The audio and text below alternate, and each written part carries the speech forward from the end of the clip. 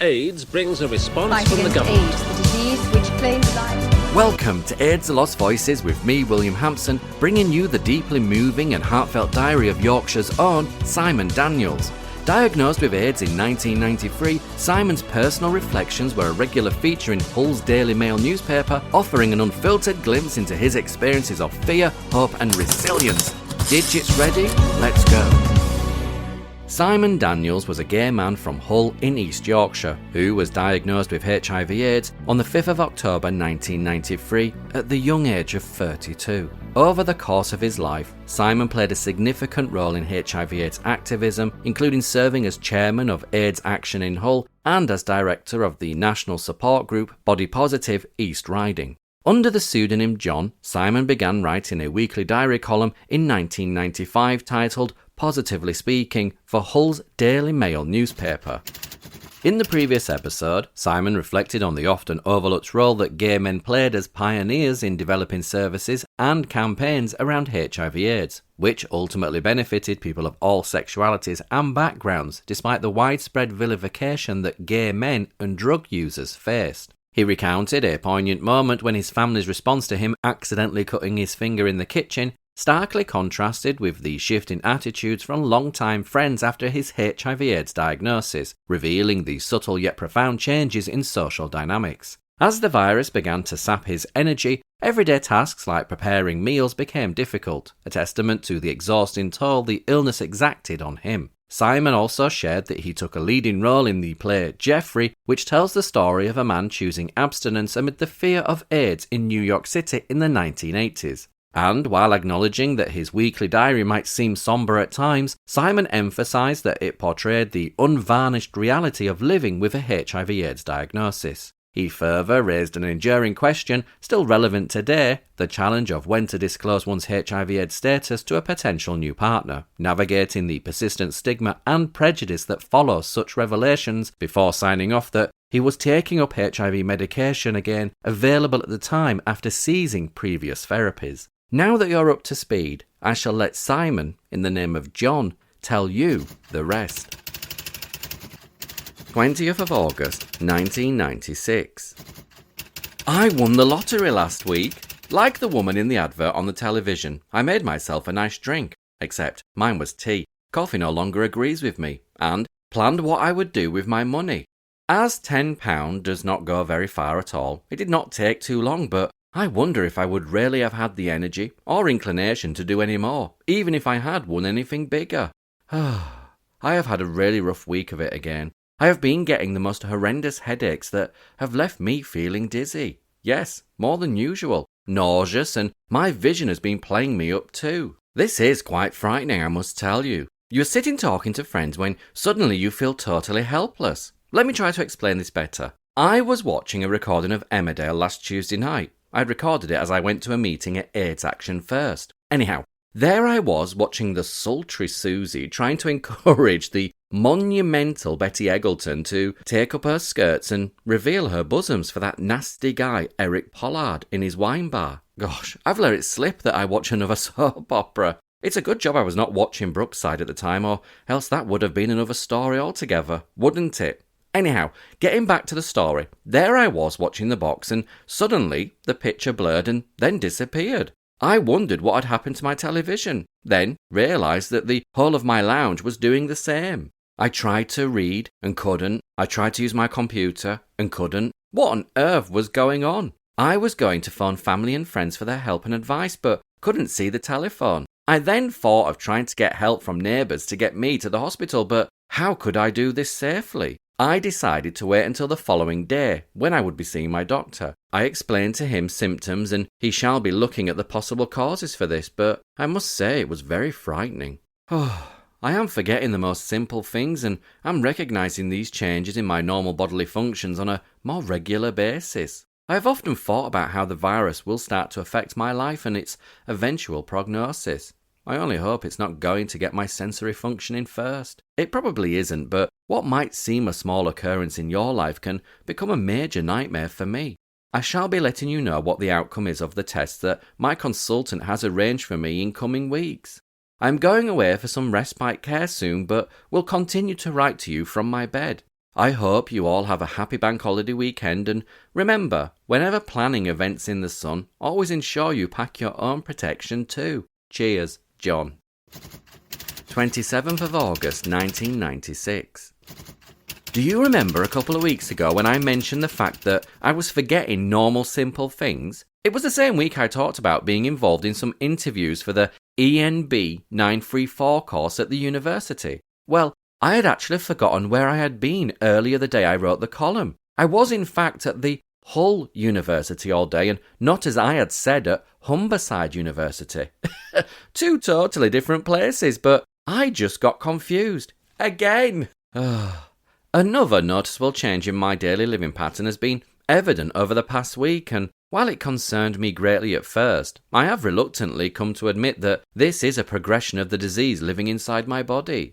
The problem has been that I just do not seem to be able to stay awake for any longer than 2 or 3 hours before I need to get my head down for a rest. Now, I know this weather is partly to blame, but I have not been getting up until after 10 a.m. each day, and that in itself is enough to make me feel guilty for the rest of the day. However, after pottering about for an hour or two and having a quick snack, I invariably find myself either laid on the settee or back in my bed before 2 p.m. for another sleep, usually lasting for half an hour. Then, at about 4:30 p.m, it's back for another sleep. On at least 2 or 3 occasions last week, I was in bed for the night by 8 p.m. and still there until after 10 a.m. the following morning. The slightest effort seems to tire me out. A simple walk to the shops or to visit friends leaves me shattered, and I am becoming increasingly saddened and frustrated by this turn of events. I was reading an article a while ago which described a guy who saw his life as a ration book and how he used the rations to ensure he didn't get too tired. Now, I suppose my mother had a ration book before I was born. I don't think I've ever seen one, but I imagine a booklet with coupons in it for you to tear out. Only instead of an allowance for the week of butter or sugar, my coupons would say 1 hour of social life, 1 shopping expedition, 1 short walk. My problem is that I have tended to hoard them and try use them all at once in the past, whereas now I spend them wisely. I tear them out slowly, separating the perforations one by one. You see, in a way, it's not that I don't have any energy, it's just the wrong kind. It's so odd to realise that you have been sitting at home all day, even though your body feels as if you've been dancing all night in a nightclub. I never thought I would live to hear the time I complained about too much bed. But then again, that was before I realised they were for sleeping in as well. See you next week. Cheers, John. 3rd of September 1996. The hijacking of the Sudan plane last week, resolved at Stansted Airport, has only served to remind me yet again how I and many others view my life, and the way that HIV has affected it. You see, I live my life now as if it were a hijacked plane, one that has been invaded by terrorists making unreasonable demands on it. The terrorists have planted a time bomb on my plane and no one knows when it will go off. Even the most intelligent bomb disposal squads will not be able to prevent this inevitable explosion. Under normal circumstances, as witnessed last week, a hijacked plane would be surrounded by police, preventing people boarding and causing further damage or pain. In my case, people have been allowed to board. My plane has been hijacked by a virus called the human immunodeficiency virus and has grown into a monster called AIDS. The people who have boarded my plane include my family, my friends, nurses, doctors, and you. No one knows what the outcome of their final journey will be.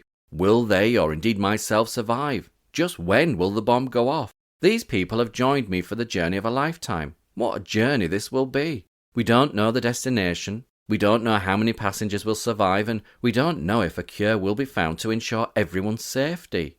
So many innocent people have been hijacked along with me on this fateful journey through life. I suppose we should be thankful that last week's incident left us with no fatalities. No one was seriously hurt, and everyone completed their journey safely. I only wish the same could be said for my story. People either directly or indirectly have been hijacked by my virus, and none of us can do anything to prevent the bomb going off. To be honest with you, I know there's nothing I can do to stop this happening, but this incident so much mirrors what is happening in my life that I wanted to share it with you. Cheers, John. 10th of September 1996. September seems to be the month for starting a lot of new things, doesn't it? The children have gone back to school, starting a new academic year. Indeed, many starting school for the first time. Our televisions have been subjected to the start of many new programmes showing their new season off in earnest. Mind you, I must say I welcome the return of some of my old favourites too. No morning ever seems complete without a dose of supermarket sweep. Are you ready to go shopping?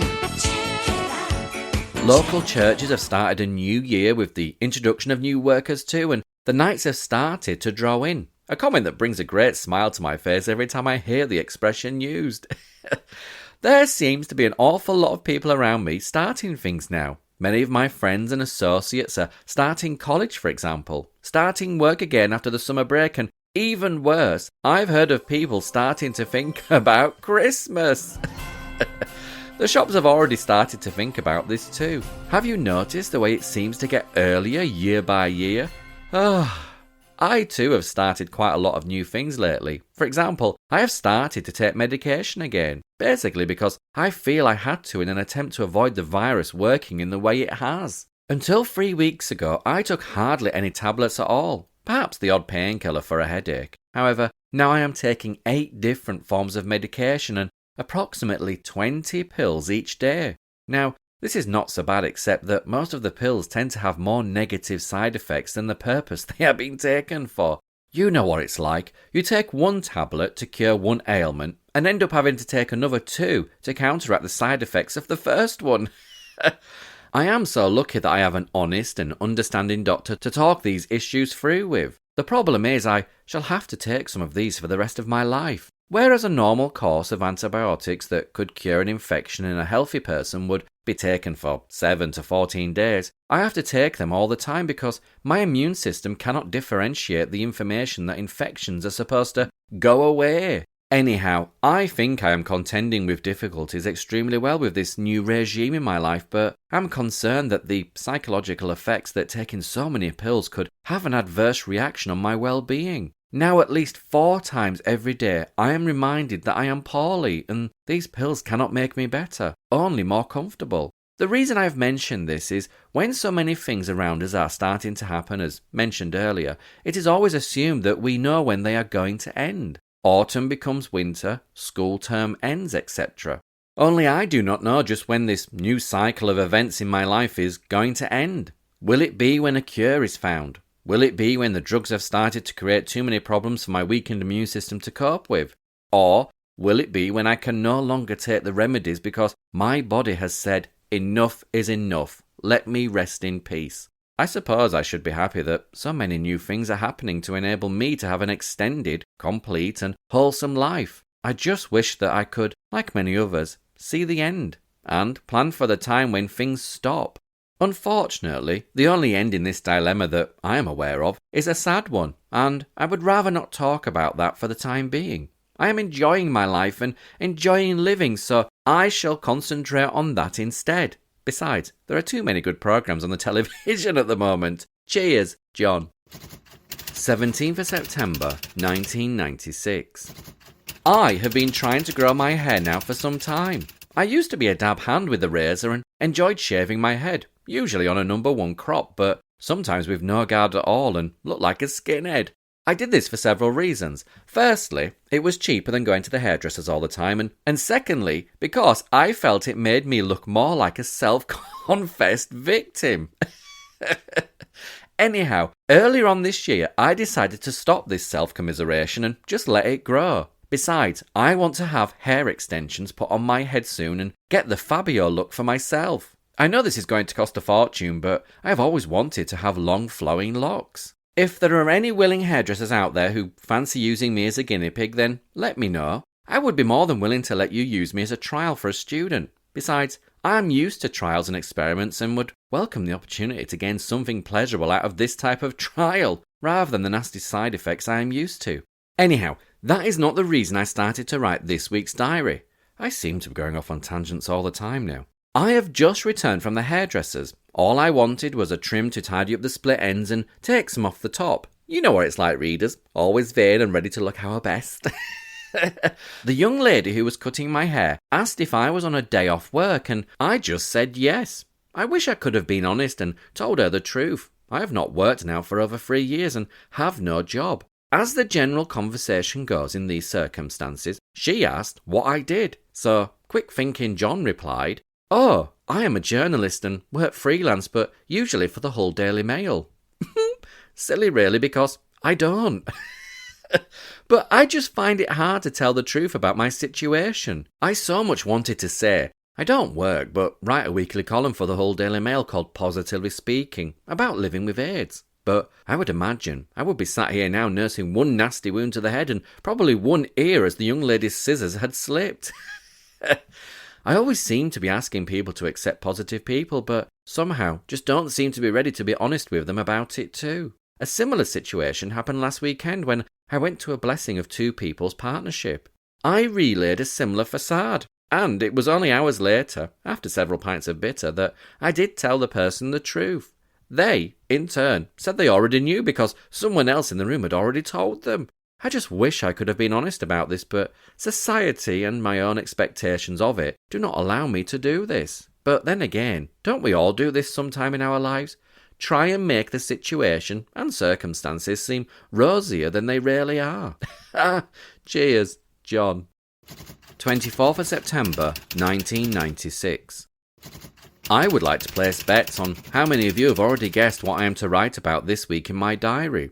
Last Wednesday's episode of The Visit on ITV. Unfortunately, I was out when it was on, so I set up the trusted video to record it and decided to watch it in bed upon my return. Oh, gosh, I wish I hadn't done. Rebecca's Secret told the story of a woman whose life was torn apart. She has since died, leaving behind her son and husband who is also dying. Prior to this, she had lost her daughter Bonnie. Why was one family being torn apart in such a way? The simple but tragic answer was HIV.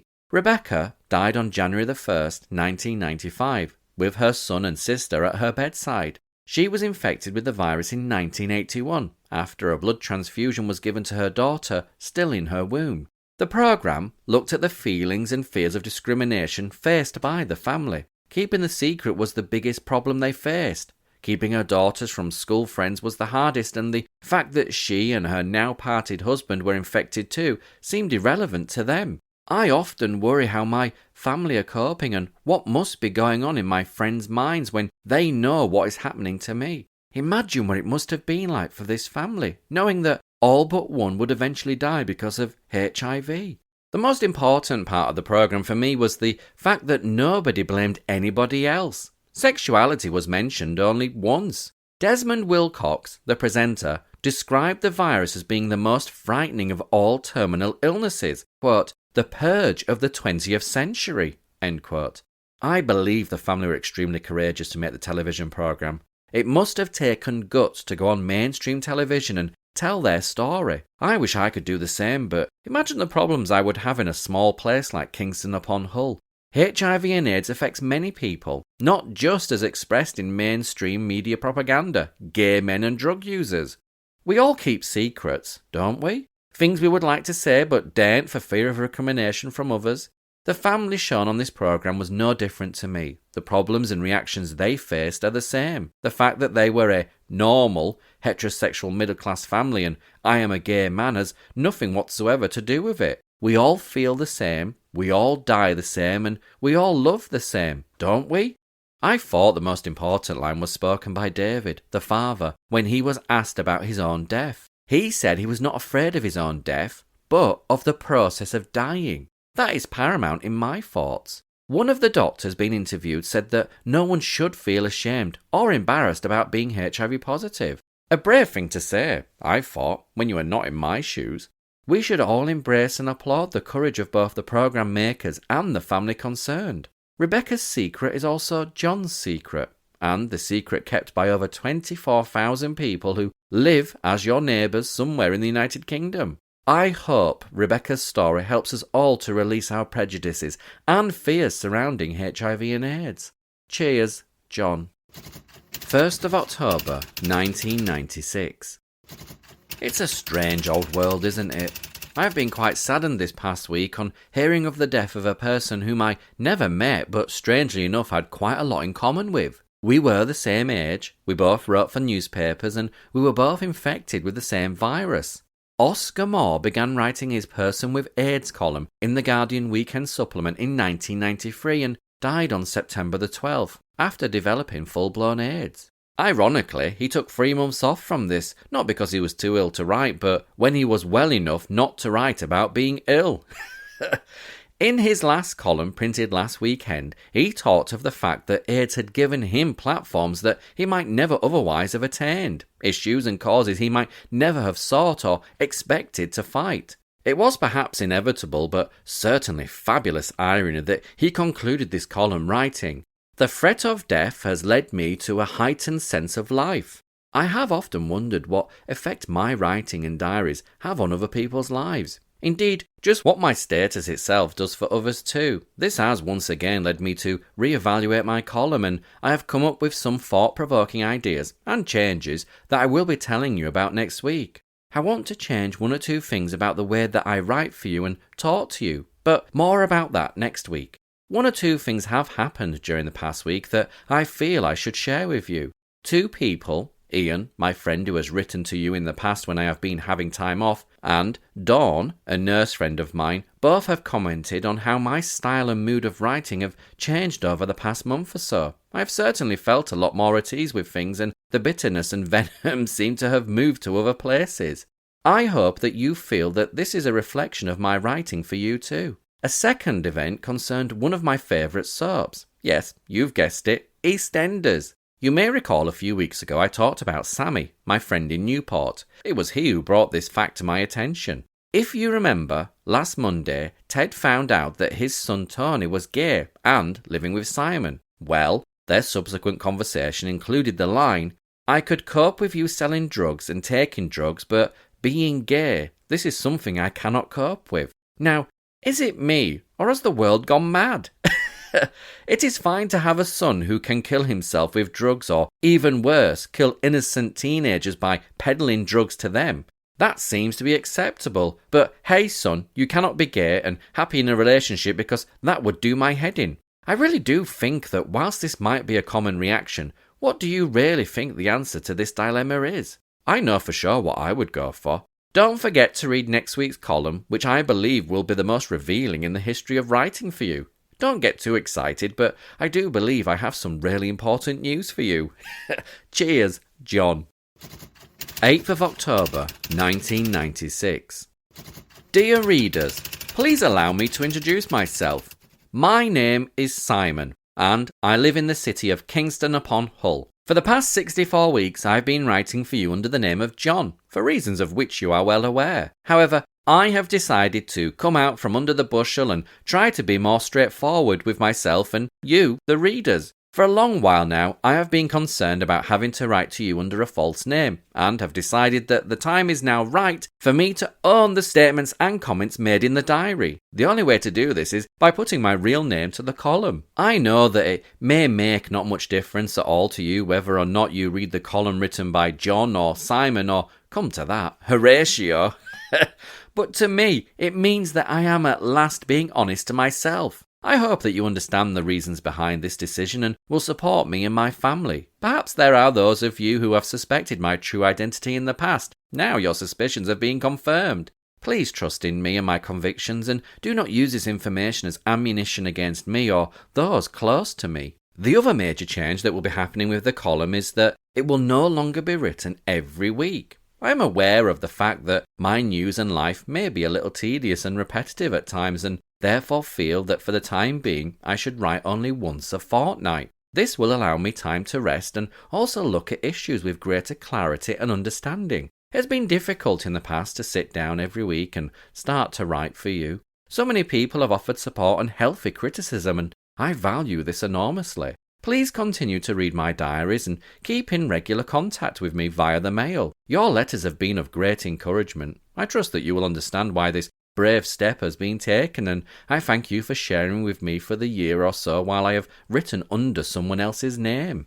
Perhaps this announcement makes no relevant difference for any of you. However, for me it is a part of my continuing acceptance and the process of dealing with my diagnosis.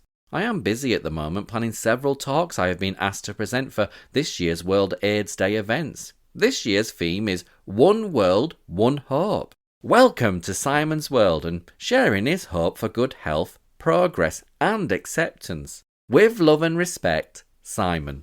22nd of October, 1996. Well, it has been a strange fortnight. Not a lot has happened, but I don't seem to have stopped either. Thankfully, when I visited the hospital last week, I was informed that my blood counts, CD4, are on the up again. After dropping to below 40, they have now risen again to over 100. In a healthy person, a CD4 count is anywhere between 800 to 1,500. So, as you can imagine, I was getting quite worried. I've been busy at home. I have got into the homemade bread mood and am making a small batch of bread rolls every other day. To be honest with you, it tires me out, all that kneading and pushing dough about, but I understand it offers good therapy and helps with tension and stress. Besides, I love the smell of yeast working and the aroma of freshly baked bread filling the flat.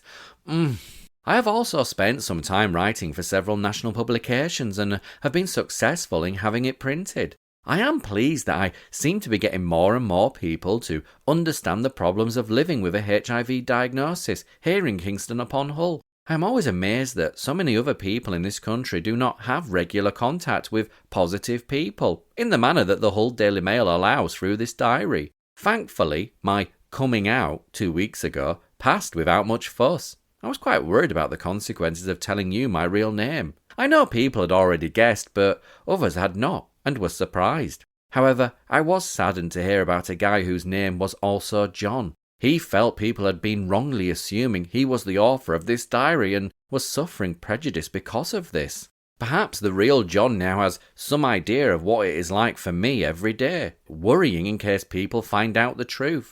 I am pleased that he can now feel confident no one thinks it may be him. I do, however, apologise now to all the guys out there called Simon.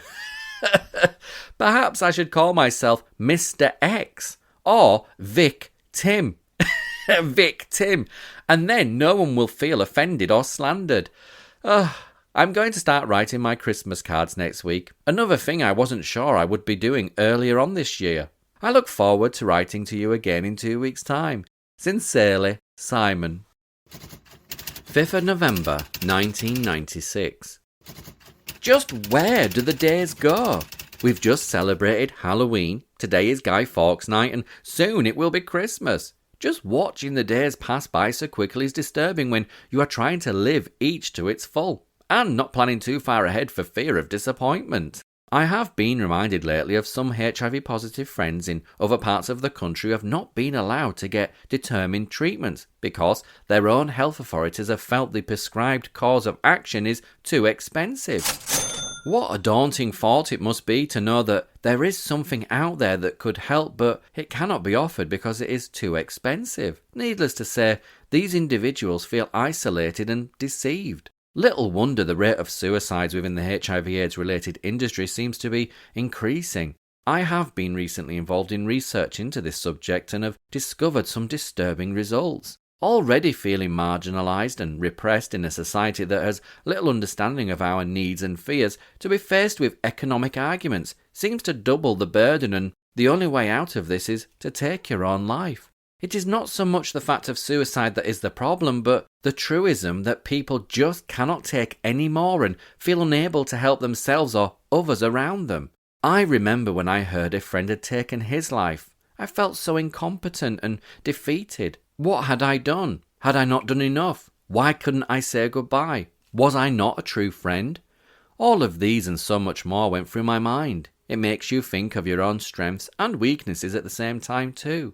Regrettably, I cannot put my hand on my heart and say that I have never thought of taking my own life. In fact, I have done so several times. It really does get you to the point of thinking, I just cannot take any more of this. I want to stop the bus and get off. Every day becomes a struggle and every problem becomes a mountain. You just do not know where to turn next and think the easy way out would be to say, thank you, but good night.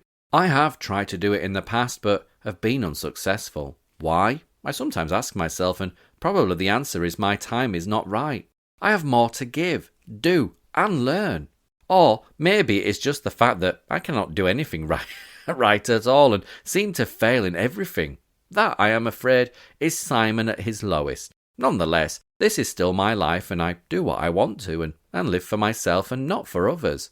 We all have our purpose and our own feelings, but it is strange how they seem to be everyone else's business when we least want them to. Kind regards until 2 weeks' time. Sincerely, Simon. 19th of November, 1996.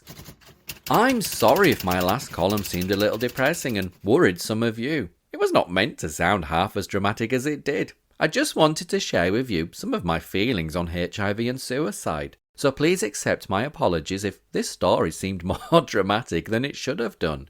I've returned from spending some time with relatives, one an elderly aunt and another a distant cousin. It was the aunt who provided the best memories of this short holiday. She's almost 95 years young and not as mobile as she used to be after suffering a stroke last year. Needless to say, she kept us on our toes. She had this way of talking to you without ever referring directly to you at all. She would always ask another person how the other was. Has he had enough? Is he all right? Does he want to have a sleep? For example. One night she was talking of her days working in a well-known local public house. This was about 40 or 50 years ago, and her tales and recollections made me laugh. This particular pub is still a favourite of mine, so I do not want to disclose its name for reasons which will soon become obvious. She was describing the basic layout of the pub and the clientele she would serve. There was a smoke room, originally for men only, a lounge where a penny was added to the price of drinks, and a room that she described as a place where diseased and vulnerables would frequent. Thankfully, this pub now has only 2 rooms. I would have probably been classed as an occupant of that 3rd room.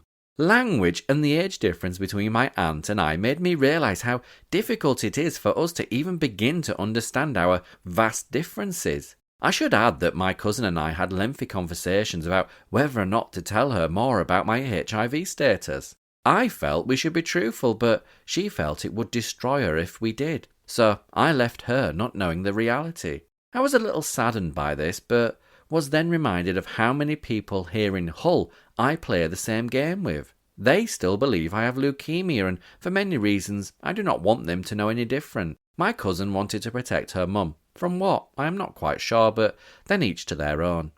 It is World AIDS Day next week, so I shall be writing for you in next Saturday's issue of the Mail, the day before World AIDS Day.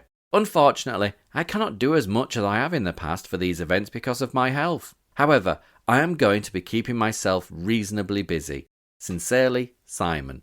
30th of November, 1996. Trying to find inspiration for this year's World AIDS Day special diary is proving difficult. Sitting here at my desk typing this letter to you, I am listening to Les Mis, full blast.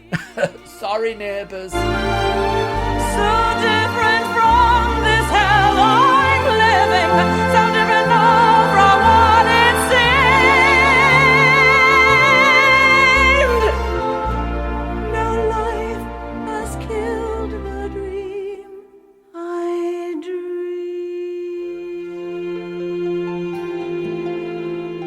But the stimulus is slow to fill me with wisdom. I am, however, pleased that once again the Hull Daily Mail has sanctioned me to write to you on the eve of this year's international event of remembrance, awareness and togetherness.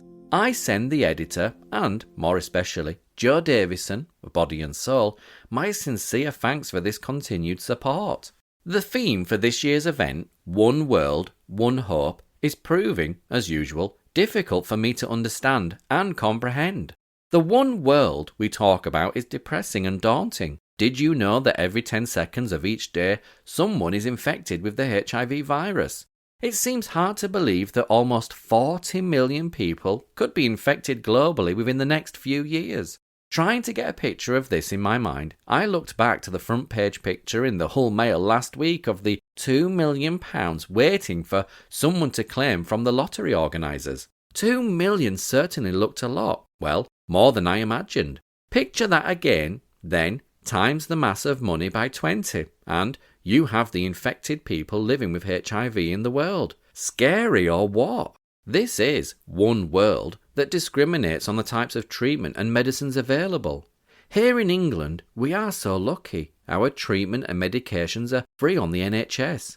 In other parts of the world, you have either to pay for this or it is just not available. One world, more like 2 or 3, maybe. Now, let me look at the second phase, one hope. I have lots of hope and trust that we shall one day conquer this virus and the effects it places on individuals. I hope each day that as I take one of my 18 anti-HIV drugs, I shall get better. I know I will not, but it's worth dreaming about. We all have expectations in life, good health, good wealth, and prosperity, and we use the word hope with ease in our daily conversation. Well, I hope you do. There you go. I've done it myself. I have not been as involved this year in World AIDS Day events, basically because I no longer have the energy to. Perhaps I am finding it all a bit too much. I've lost 3 close friends this year to HIV. I hope I am going to be okay tomorrow when everyone else is being reflective. I often wonder, how much longer will it stave it off? I hope it is for a while, but you never know, do you? However, I shall be attending 2 candlelight vigils that have been organised, one in Bridlington at Sewerby Methodist Church Hall at 5:30 p.m. and the other in Hull at Warehouse 6 at 7:30 p.m. I am speaking at both events, as I have done for the past 4 years. I keep saying that I will not do this again, but why should I keep quiet? I'm not being political or scathing in any comments. However, I am being reflective and serene this year. Wonders will never cease. Please wear your red ribbon tomorrow and try get to one of the vigils. Show your support and solidarity in the understanding of HIV and AIDS. Many people will be there and I, would love to see you there too. Let's not forget those who are affected locally by the virus. The theme One World, One Hope should also have adage, one reality. This virus is real and affects many more millions than it infects. Show your support for these people too. With love and gratitude, Simon. 3rd of December, 1996. Sunday, December the 1st, 1996. Quite a busy day for me, as expected, and one where I made many daring and informed choices that could affect my life for many years to come. I would like to recall the events of the day for you. 6 a.m. Woke early in my sumptuous hotel room at the Holiday Inn in the centre of Leeds. Decided to take a leisurely bath and pamper myself ready for my forthcoming TV appearance. 7 a.m. A gentle knock on my door to inform me that breakfast has been delivered to my room. A full English breakfast is devoured and is to be my only main meal of the day. To be honest, I did not really enjoy it because of the butterflies in my stomach. I decided to finish packing and get ready for moving on to my next appointment. 8:15 a.m. My first public airing of the day comes when a telephone call informs me that Carl Wheatley from BBC Radio Humberside is ready to interview me on his Sunday morning programme. This went reasonably well, although I hate doing telephone radio interviews. 8:45 a.m.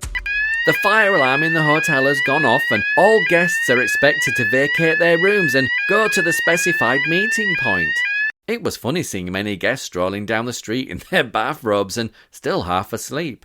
After 10 minutes freezing outside, we are informed that it was a false alarm. Upon returning to the hotel, I check out, happy that Yorkshire TV's promise of paying for everything was true. 9:15 a.m. Arrive at the TV studio, feeling very nervous. I wanted to run away at this point, thinking I had made the biggest mistake of my life by going public. Ushered into the green room and meet some of the production team, then a quick visit to makeup. This only took about 5 minutes. I think they thought to do a full overhaul on this ugly mug would take too long. The next half hour is spent talking through the morning. I meet John Stapleton, the time, the place, Nina Miskow, Christopher Biggins and Gloria Hunniford. Feeling quite daunted by their presence, I retire for yet another quick cigarette. 10:30 a.m. The titles roll and we are going on air. Even more nervous now, but there is no going back. Gloria was okay really, and the counsellor sitting next to me was supportive. I felt relaxed and at ease within minutes. The next thing is, the interview is being wound up. It's all over. What on earth were you worrying about, Simon? 11 a.m.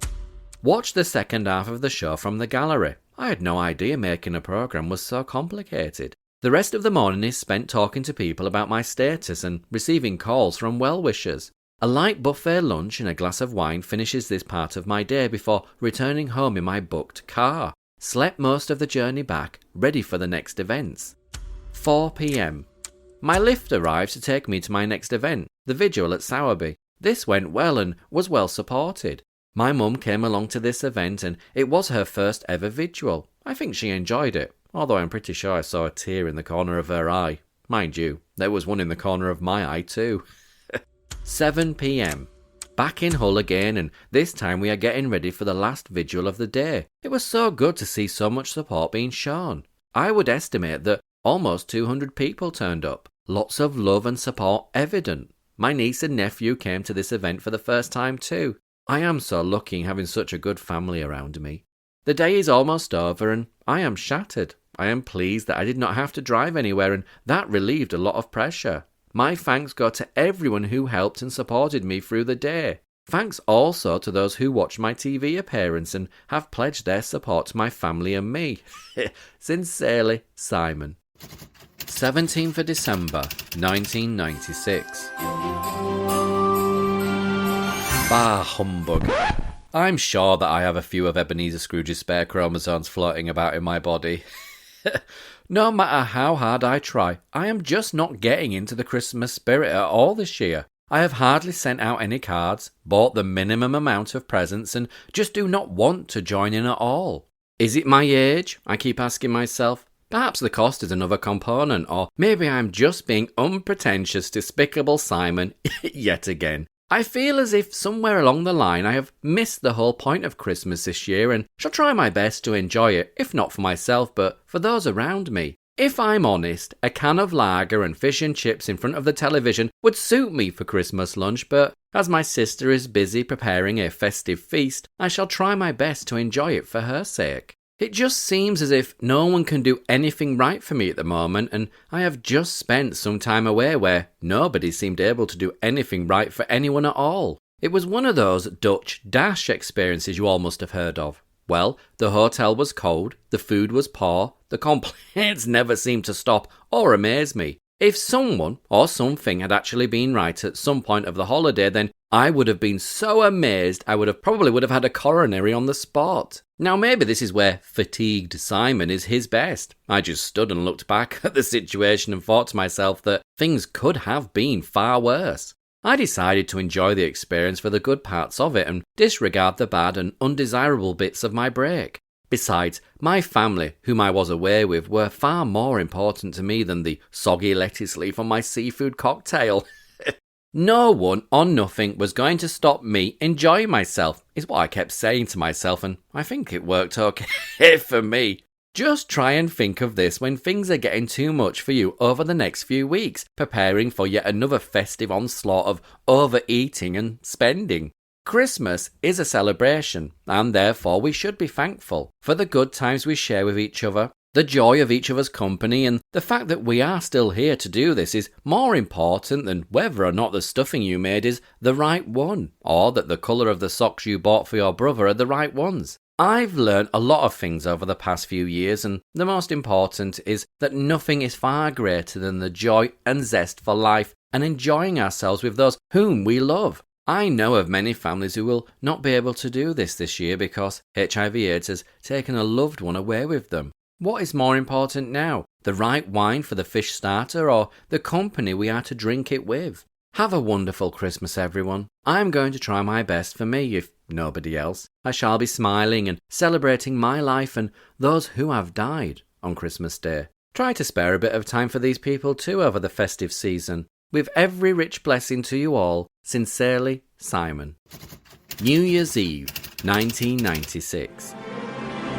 Should old acquaintance be forgot? A sentiment that will be ringing through the skies at 12 o'clock tonight.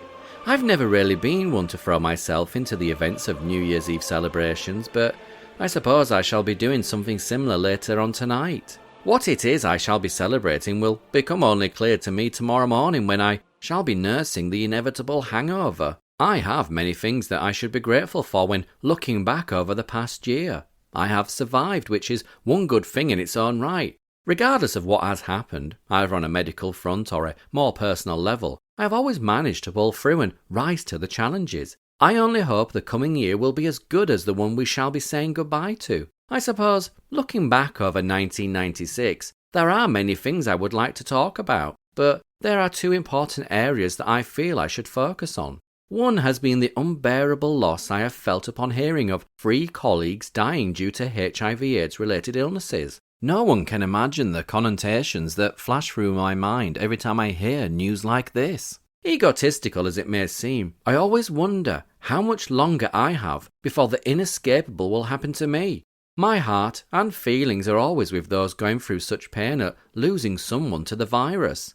In October, I took everyone by surprise, including my family, by revealing my real Christian name to you. No longer was I writing under an assumed name. I introduced you to Simon. Then, 4 weeks later, my surname was also revealed to coincide with my national TV appearance.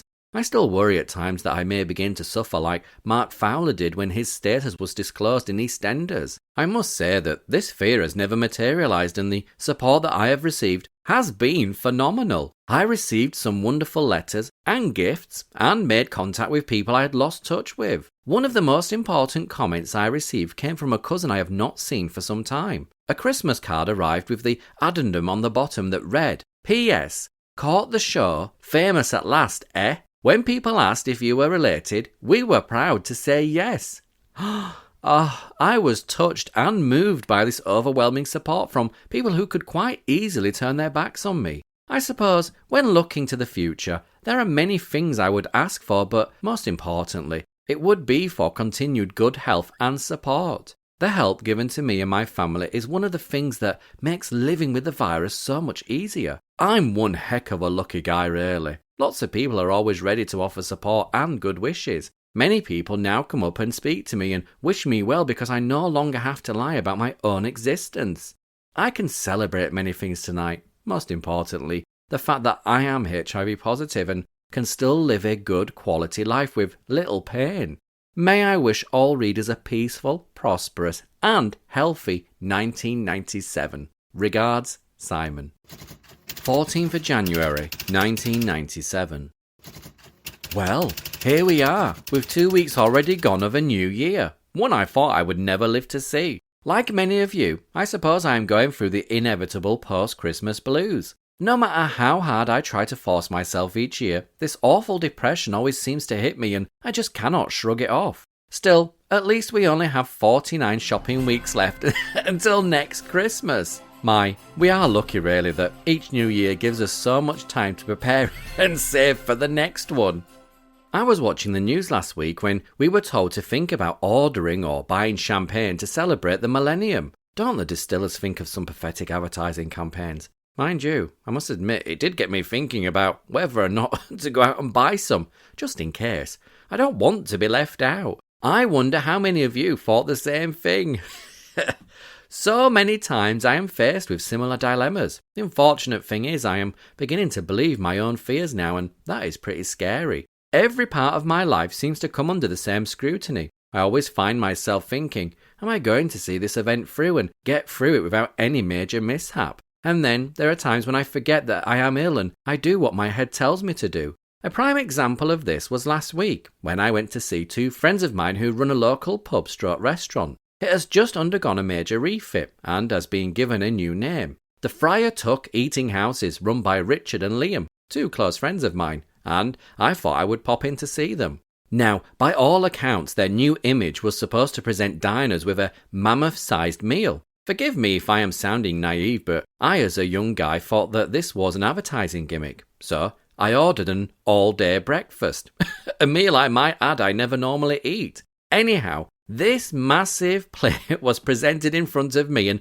I just could not face eating even half of it, never mind the full meal. I forgot that people don't seem to understand or appreciate how difficult it is for someone who has hardly any appetite at all to eat such a large meal. Maybe it is my stomach that is shrinking, or my eyes that fail to understand that I just cannot eat as much as I used to. But then again, I have learnt a lesson. Perhaps next time it would be wise to ask for a child's portion, but That in itself will only present new and different dilemmas. Can you imagine trying to explain that to a waiter in any other restaurant? I would probably be asked to leave or pay the full price of a meal that I could not physically eat anyhow. Mind you, how many times are other people faced with similar dilemmas?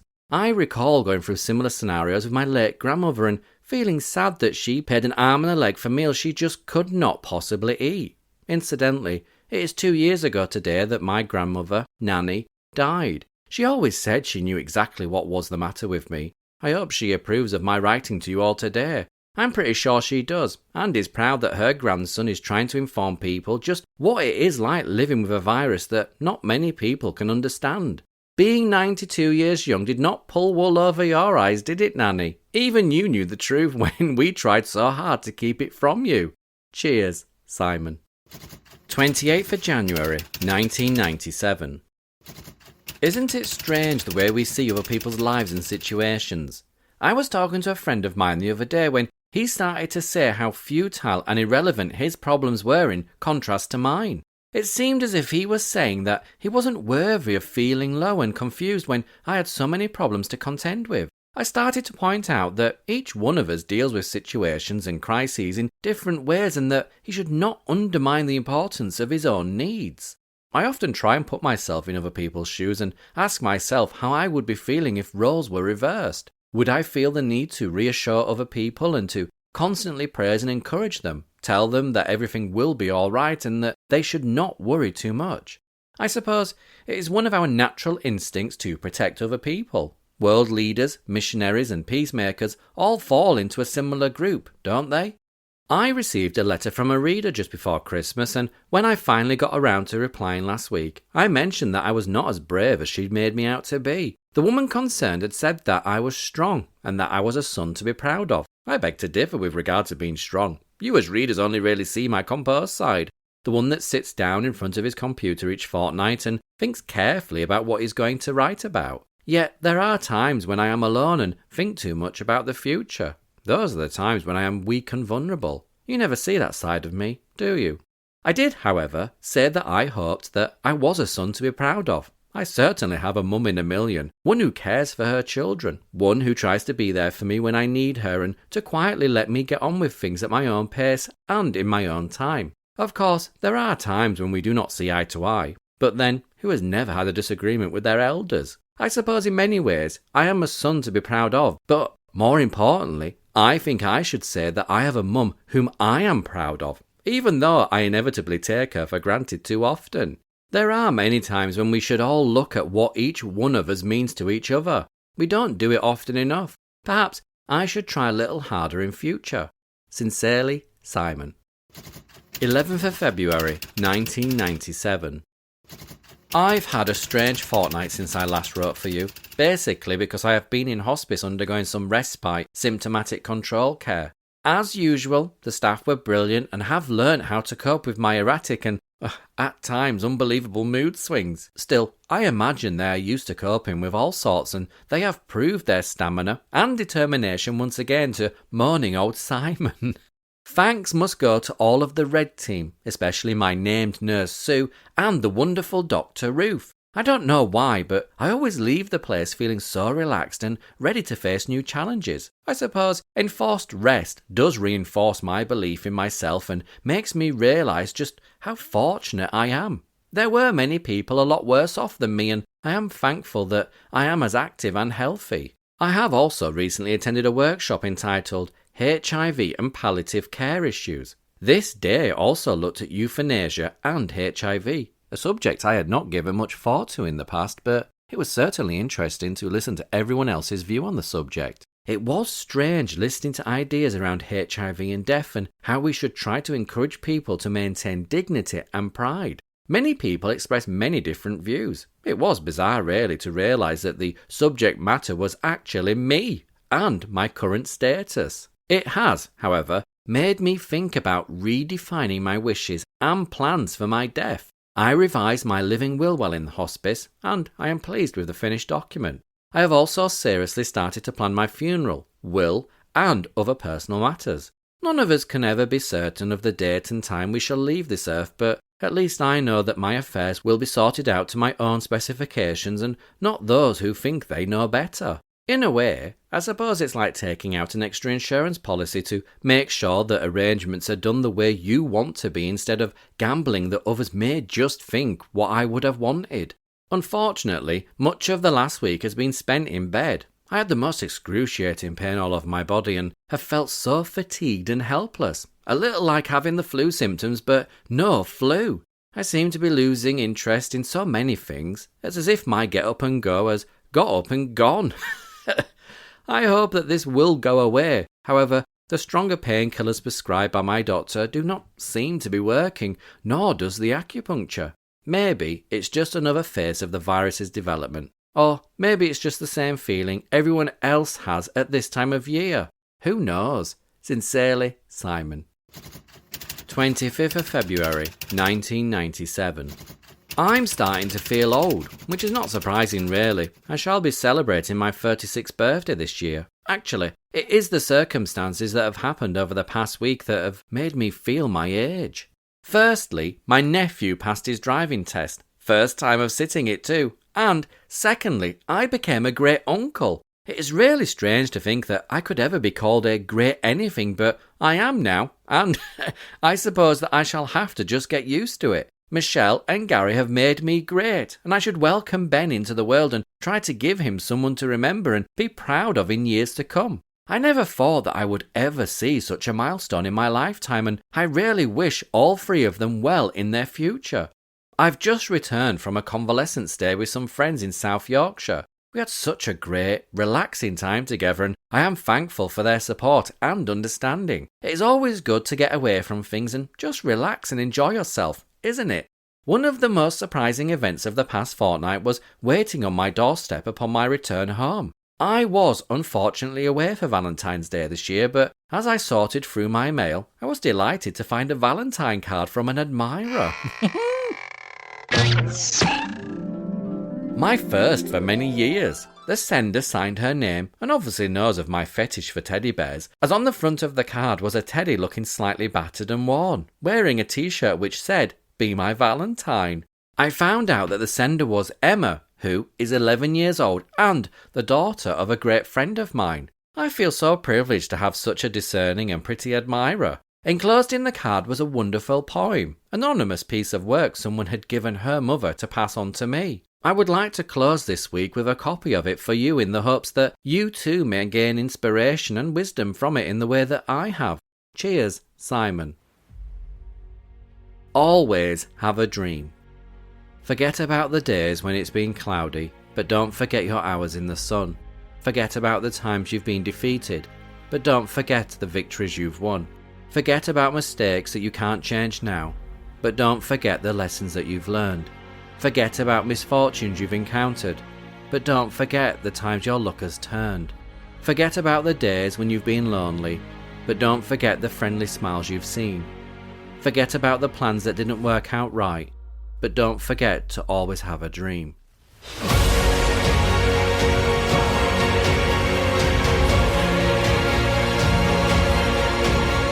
You can also learn more about Simon Daniels and read his diary columns and supporting articles on the Extra T blog. You can find the link in the show notes. If you've enjoyed this episode, then don't forget to like, share and subscribe. Until the next episode, you can find me on Instagram at The Lost Boys of Soho.